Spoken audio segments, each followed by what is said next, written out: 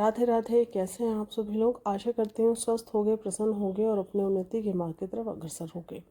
आज हम बात करेंगे विवाह के कारक शुक्र ग्रह की। आगे इस सप्तम हाउस में बात करने से पहले आज हम शुक्र को जानने की शुक्र है क्या। शुक्र विवाह का कारक ग्रह होने के साथ साथ जो शुक्राणु होते हैं उनका भी कारक कहा गया है।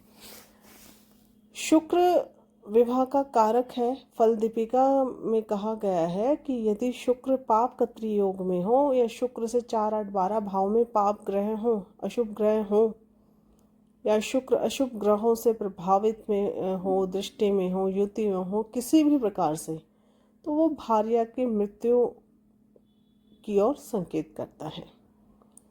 हमें कुंडली में यदि शुक्र के प्रभाव को बढ़ाना है या वैवाहिक जीवन की खुशियों को बढ़ाना है तो हमें शुक्र को बलि करना होता है या देखना होता है कि शुक्र कितना बलि है, तभी शुक्र के हमें शुभ जो फल हैं वो प्राप्त होते हैं। अब बलि कैसे होता है? कोई भी ग्रह बलि होता है जब अपनी स्वराशि में हो, केंद्र में हो, उच्च का हो, मूल त्रिकोण में हो, तो हम उस ग्रह को बलि मानते हैं। केंद्र और त्रिकोण में जब ग्रह अपने आप ही बलि हो जाते हैं, यदि शुक्र लगन में है या चंद्रमा से केंद्र में है, अपनी उच्च राशि में है, स्वराशि में है, तो ये मालव्य नाम का जो पंच महापुरुष योग है उसका निर्माण करता है। और ये जो योग है जातक को सभी प्रकार की खुशियाँ, सुख, समृद्धियाँ देने में समर्थ होता है। तो शुक्र जो है आपकी पत्रिका में एक महत्वपूर्ण या बहुत ज़रूरी ग्रह होता है। वैवाहिक जीवन के संदर्भ में हम शुक्र की जो स्थिति है, उसकी प्लेसमेंट है, उस पर विशेष रूप से ध्यान देते हैं। इसका वेल प्लेस्ड होना जो है व्यक्ति के सुखी वैवाहिक जीवन की गारंटी देता है। तो शुक्र की स्थिति क्या है आपकी पत्रिका में, ये एक बार जानने की कोशिश करते हैं, क्योंकि किसी भी कुंडली में इसका वेल प्लेस्ड होना बहुत योग कारक कहा गया है। शुक्र का पाप कत्री में होना तो आपकी जो भार्या है उसकी मृत्यु का संकेत देता है। शुक्र में से 4, 8, 12 में अशुभ ग्रहों का होना शुभ नहीं होता। पराशर जी के अनुसार यदि शुक्र पीड़ित है अशुभ ग्रहों से तो वो भी आपके वैवाहिक जीवन के लिए विशेष फलदायक नहीं होता। मेष, मिथुन, कर्क और वृश्चिक राशि में अगर शुक्र हैं तो सुखी वैवाहिक जीवन के लिए अच्छा नहीं माना जाता। मंगल की राशियों का शुक्र अनैतिक जीवन, प्रतिष्ठा की हानि करता है। कर्क राशि का जो शुक्र है वो भार्या को शारीरिक संबंधों में अत्यधिक इंटरेस्ट या कामुक मतलब उसकी सेक्सुअल डिजायर्स वो ज़्यादा हाई होती हैं। और अगर मिथुन नवांश में हो तो वो और ज़्यादा बढ़ जाती हैं। शुक्र का अब हम हर एक भाव में क्या प्रभाव पड़ता है उसको देखते हैं। देखिए, लगन में जब शुक्र बैठा हो किसी के तो वो आपको एक अट्रैक्टिव पर्सनालिटी और रोमांटिक जीवन देता है। और ऐसा जातक अपने भार्या के प्रति या पति पत्नी जो एक दूसरे के प्रति जिसके भी लगन में शुक्र बैठा हो वो असीम प्यार करने वाले होते हैं। द्वितीय भाव में अगर शुक्र है तो परिवार अच्छा, निष्ठावान पत्नी होगी आपकी, साथ ही साथ मीठी वाणी भी होगी जो वैवाहिक जीवन की खुशियों के लिए बहुत ज़रूरी होती है। अगर शुक्र आपके 4th हाउस में बैठे हों तो मानसिक प्रसन्नता के साथ साथ रोमांटिक, मतलब शुक्र 4थे घर में शुभ भाव में बैठ गए तो जब शुक्र ही खुद 4th हाउस में बैठ गए तो मेंटली जो खुशी है, मानसिक जो प्रसन्नता है वो आपको मिलेगी। ये शुक्र एक लौते शुभ प्लैनेट है। बृहस्पति जी को भी शुभ माना गया है, लेकिन जब वो किसी पाप ग्रह के थोड़ा भी प्रभाव में आते हैं तो उनके रिजल्ट सामान्यतः देखने को नहीं मिलते। पंचम भाव का शुक्र आपको रोमांटिक प्रवृत्ति देता है। सप्तम का शुक्र वैवाहिक जीवन की खुशियाँ देता है। नवम का अच्छा भाग्य देता है, मतलब नवम भाव का शुक्र है तो अच्छा भाग्य और खुशियाँ देता है।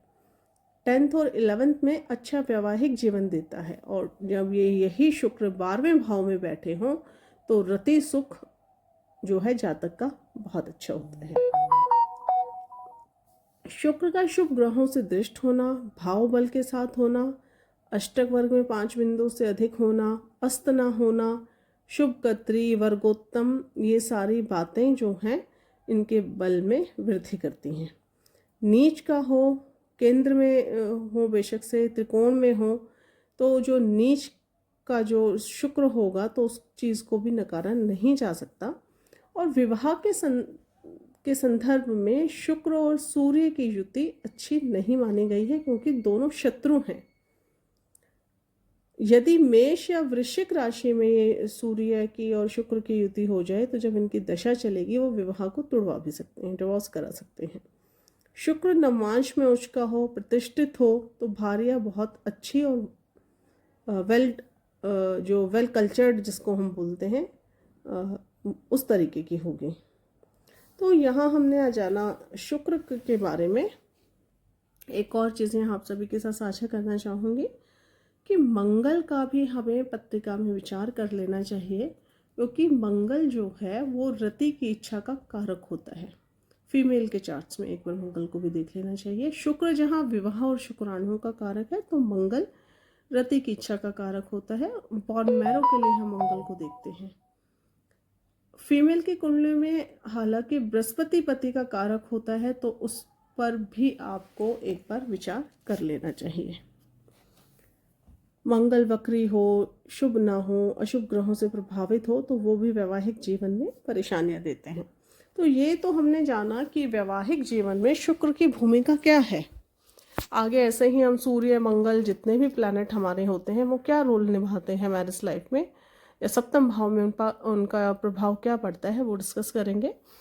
तो इस शुक्र को बलि बनाने के लिए क्या करें। अब बात है रेमेडी की। अब शुक्र की रेमेडी में बात करें तो शुक्र जो है एक दैविक शक्ति है, एक दैवीय ग्रह उनको कहा जाता है। फीमेल पावर के साथ जोड़ा जाता है, जो गॉडेस हैं हमारी।